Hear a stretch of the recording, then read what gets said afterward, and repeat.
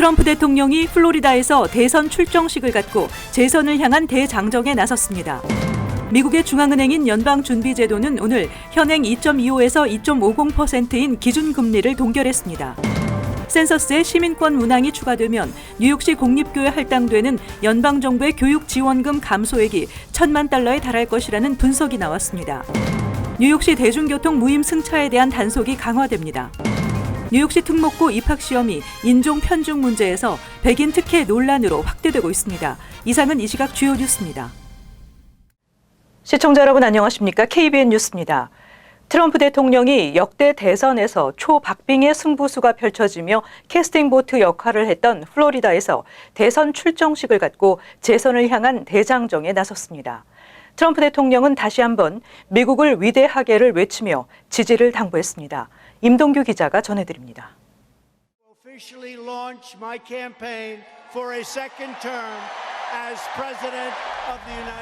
도널드 트럼프 대통령은 2020년 대선 출마를 공식 선언하며 재선 출사표를 던졌습니다. 트럼프 대통령은 어제 오후 8시 플로리다주 올랜도 아메이 센터에서 출정식을 갖고 우리는 미국을 계속 위대하게 지키려고 한다며 재선 슬로건인 미국을 계속 위대하게를 내걸고 재선 고지 등정을 위한 첫 테이프를 끊었습니다.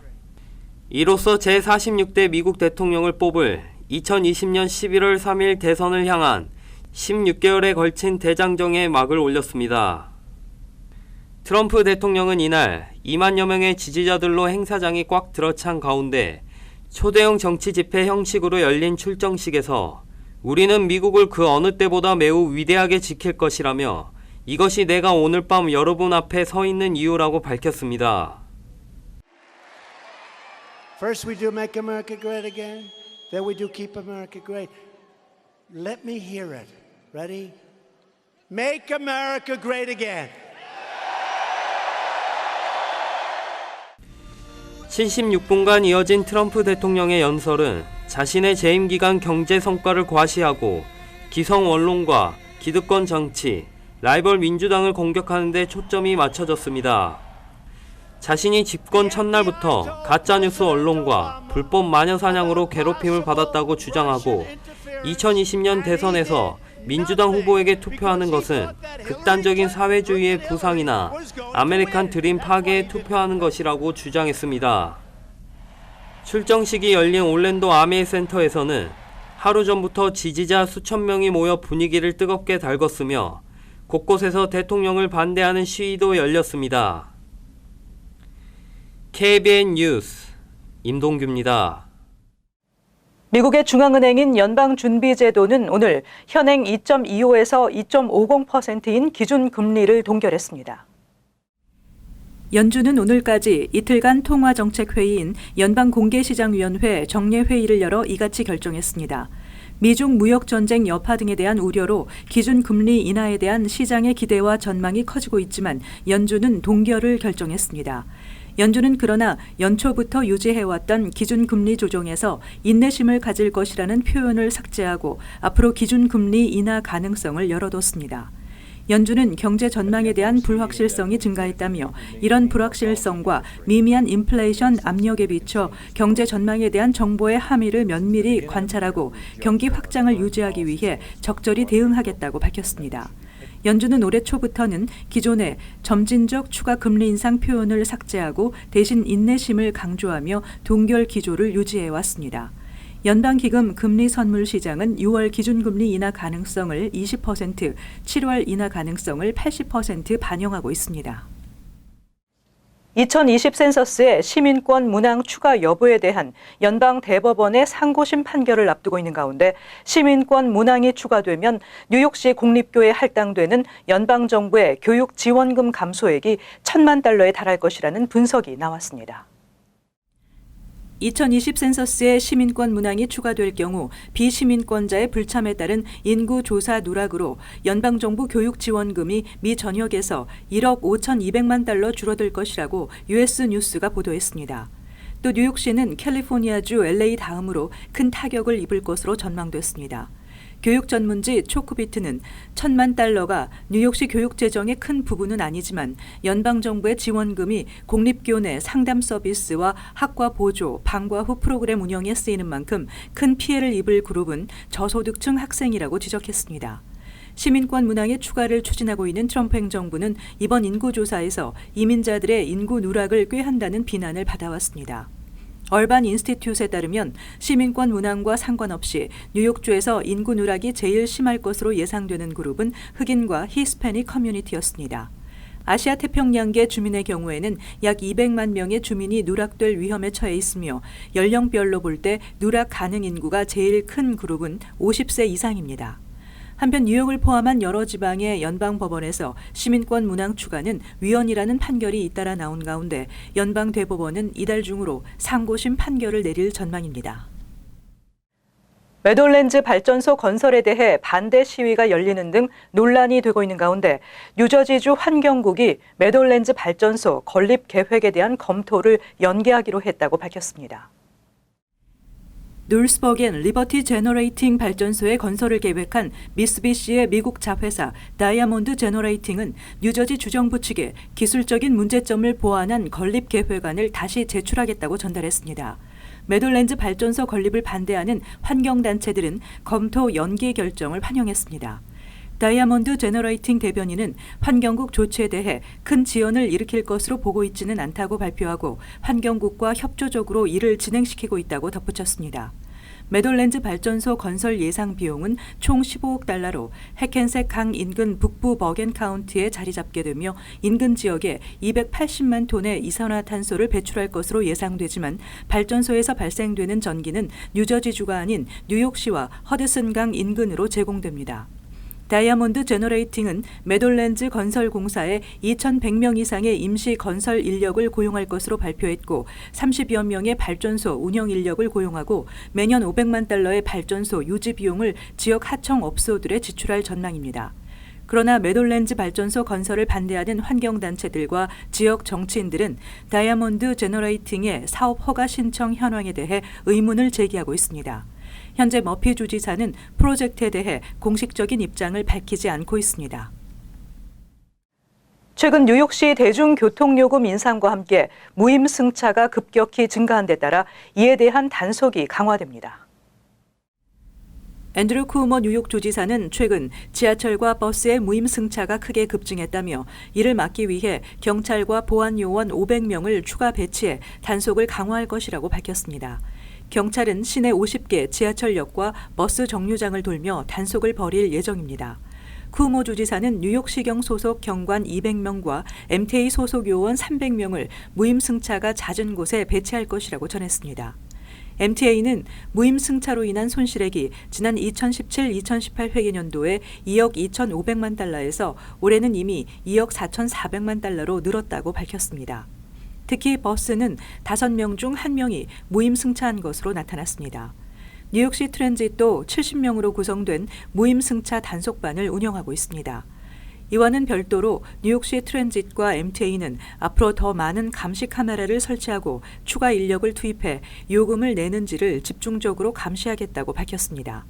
한편 인권단체들은 경찰력이 증강되면서 유색인종이나 극빈자들에 대한 차별 행위를 낳을 것이 우려된다고 지적했습니다. 뉴욕주가 내년 말까지 주 전역의 고속도로의 톨게이트 52개를 철거하고 현금 부스 없는 새로운 톨게이트를 설치합니다. 2021년부터 뉴욕주 고속도로 운전자들은 논스탑으로 빠르게 고속도로를 이용할 수 있을 것으로 기대됩니다.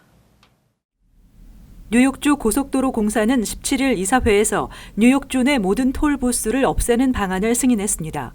따라서 내년 말까지 3억 5,500만 달러를 투입해 주 내 모든 고속도로 현금 톨 부스를 없애고 캐시리스 결제 시스템을 설치한다는 계획입니다. 캐시리스 결제 시스템의 경우 이지패스 운전자는 그대로 사용하면 되고 이지패스가 없는 운전자들에게는 톨게이트에 설치된 카메라를 이용해 차량 번호판을 촬영해 차량 등록 주소지로 요금 고지서가 보내집니다. 앤드류 쿠오모 뉴욕주지사는 이번 조치로 뉴욕주는 21세기형 최신식 교통 시스템을 구축하게 됐다며 자동 요금 부과 시스템으로 인해 교통 흐름이 개선되고 보다 안전한 교통 환경이 만들어질 것으로 기대한다고 밝혔습니다. 한편 뉴욕시는 지난 2017년 메트로폴리탄 교통공사가 관할하는 모든 교량과 터널에 현금 톨부스를 폐쇄시킨 바 있습니다. 뉴욕시 특목고 입학 시험이 인종 편중 문제에서 백인 특혜 논란으로 확대되고 있습니다. 주의력 결핍 장애와 불안 장애 등을 겪고 있는 학생들에게 편의를 제공하는 504 플랜의 혜택을 받은 학생의 42%가 백인 학생인 것으로 나타났습니다. 뉴욕시 교육국이 공개한 보고서에 따르면 2016-2018 특목고 시험에서 504 플랜을 통해 추가 시간을 받은 학생들의 42%는 백인으로 나타났습니다. 이어 히스패닉계 20%, 흑인 19% 등의 순이었으며 아시안 학생은 7%로 가장 낮았습니다. 504 플랜은 주의력 결핍 장애와 불안 장애 등을 겪고 있는 학생들에게 교내 시험에 한해 편의를 제공하기 위한 제도로 특목고 일반 시험 시간은 3시간인데 504 플랜 혜택을 받을 경우 최대 6시간까지 시험 시간을 연장받을 수 있습니다. 504 플랜을 통해 추가 시간을 제공받은 특목고 학생들의 합격률은 36%로 전체 평균 합격률 18%보다 2배가량 높았습니다. 특히 지역적으로 504 플랜 학생이 가장 많은 곳은 뉴욕의 대표적인 부유한 지역인 맨하탄 어퍼 웨스트 사이드 디스트릭트 3으로 백인 부유층 학생들이 504 플랜을 특목고 입학을 위해 악용하고 있다는 지적이 나오고 있습니다. 이에 대해 더그 코헨 뉴욕시 교육국 대변인은 뉴욕시는 특목고 입시에서 응시 학생의 장애와 영어 능력 등 504 플랜 적용을 위한 명확한 기준과 절차가 있다고 해명했습니다. 한편 뉴욕주 의회는 회기 마감을 하루 남겨놓은 18일 현재까지도 특목고 입시 폐지 법안 처리를 놓고 진통을 겪고 있습니다. 뉴저지에서 학생들의 왕따 피해를 방지하기 위해 학부모의 훈육 책임을 보다 강하게 요구하는 법안이 주의회에서 초당적으로 추진되고 있습니다. 뉴저지주 상원교육위원회는 17일 지난 2017년 왕따 피해를 견디다 못해 스스로 목숨을 끊은 12세 소녀의 이름을 딴 말로이 법을 표결에 붙여 가결시켰습니다. 이 법안은 왕따 또는 사이버 왕따 가해자임이 입증되는 경우 가해 학생의 부모에게 민사상의 책임을 물을 수 있도록 하는 내용입니다.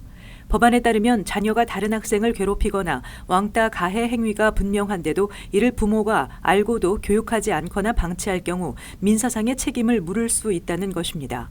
또 이 법안은 학생이 3차례 이상 왕따 가해 행위를 하면 해당 가해 학생과 부모가 모두 왕따 방지를 위한 교육을 반드시 받도록 하고 교육을 이수하지 않을 경우 최초 위반 시 $100, 이후부터는 위반 때마다 $500의 벌금이 부과됩니다. 이외에 왕따 피해를 당한 것이 명백하게 입증될 경우 해당 내용을 영구히 기록하고 왕따 피해가 발생하면 이를 카운티 교육감과 사건에 연관된 모든 학생의 부모에게 통보하는 것이 의무화되는 내용도 포함됐습니다.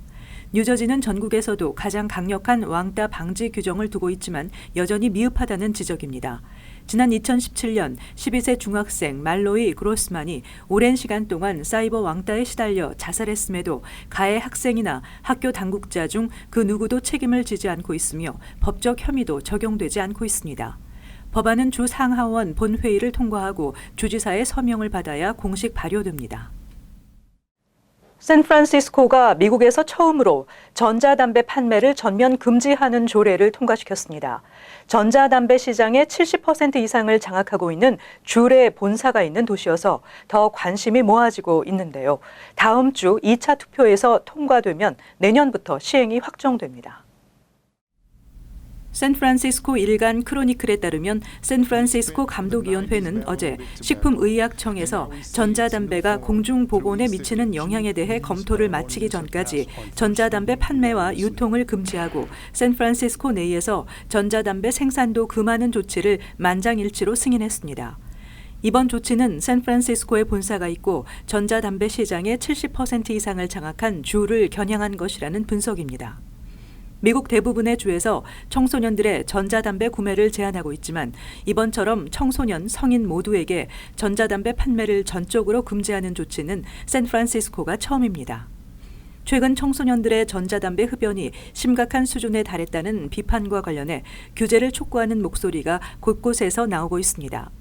지난해 정부 조사에 따르면 전자담배를 피우는 중고등학생들은 360만 명이 넘어섰고 고교생 5명 중 1명은 전자담배 흡연 경험이 있는 것으로 나타났습니다. 전자담배를 생산하는 줄은 즉각 반발했습니다. 자사 제품이 일반 담배와 달리 발암 물질을 포함하고 있지 않다는 등 일반 담배보다 건강에 해를 덜 끼친다는 주장입니다. 지역 소규모 사업체 등도 성인 흡연자들이 덜 유해한 대안을 택할 수 있어야 하고 기존의 규제로도 충분하다며 이번 조례에 반대했습니다.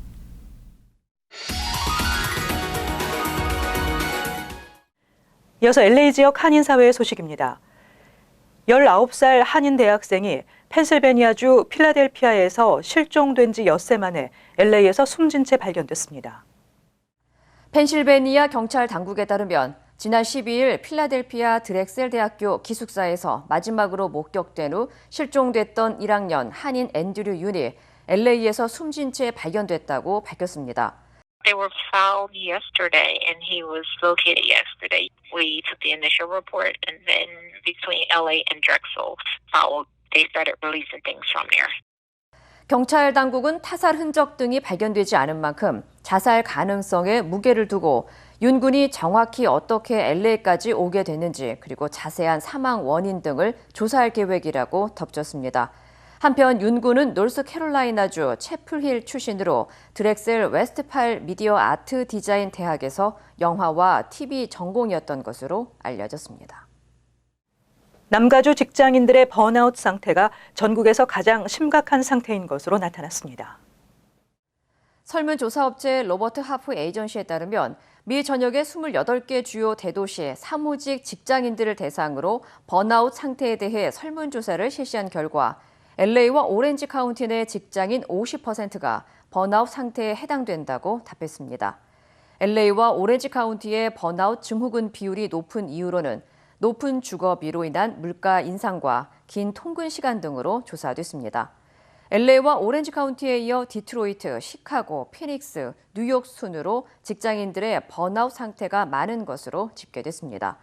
한편 지난달 세계보건기구 WHO는 스위스 제네바에서 열린 세계보건총회에서 번아웃을 질병으로 분류한 제11차 국제질병 표준 분류 기준을 승인했습니다.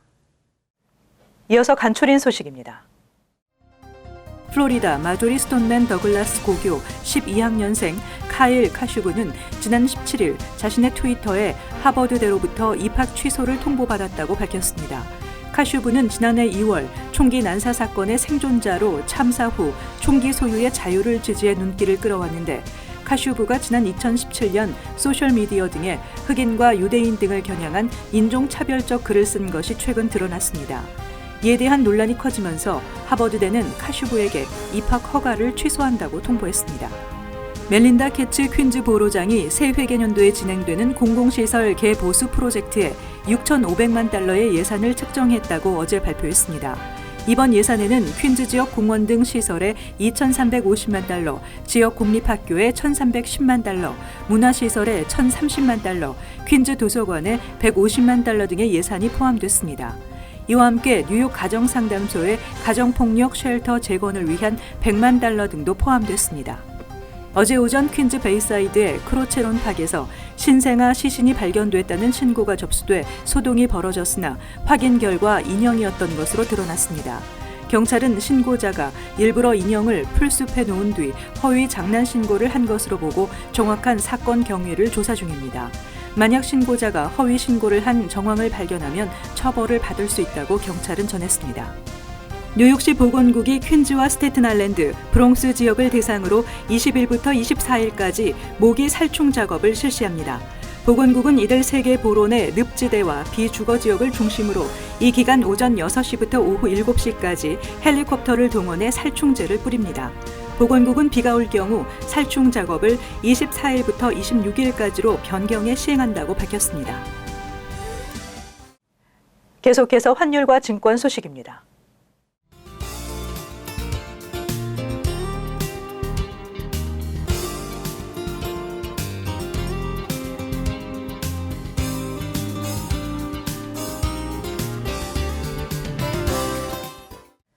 끝으로 날씨 전해드립니다.